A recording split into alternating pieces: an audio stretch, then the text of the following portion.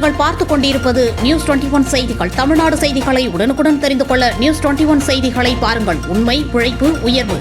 சித்தையன் கோட்டை பேரூராட்சி பகுதிகளில் ரூபாய் 1.15 கோடி மதிப்பீட்டில் முடிவுற்ற திட்டப்பணிகளை பொதுமக்கள் பயன்பாட்டிற்காக ஊரக வளர்ச்சித்துறை அமைச்சர் ஐ. பெரியசாமி திறந்து வைத்தார்.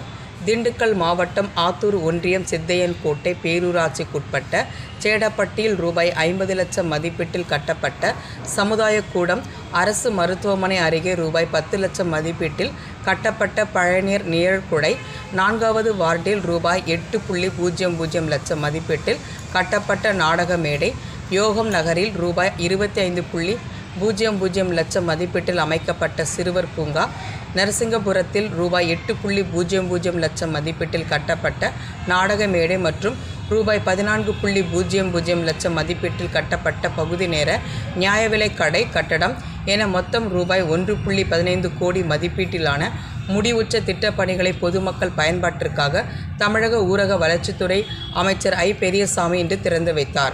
இந்நிகழ்வில் பேரூராட்சிகள் உதவி இயக்குனர் ராஜா, ஆத்தூர் வட்டாட்சியர் முத்துமருகன், செயல் அலுவலர் ஜெயமாலு மற்றும் அரசு அலுவலர்கள், ஆத்தூர் மேற்கு ஒன்றிய செயலாளர் ராமன், பேரூராட்சி தலைவர், துணைத் தலைவர் மற்றும் வார்டு உறுப்பினர்கள், திமுக மாவட்ட ஒன்றிய கிளை பொறுப்பாளர்கள் உட்பட பலர் கலந்து கொண்டனர்.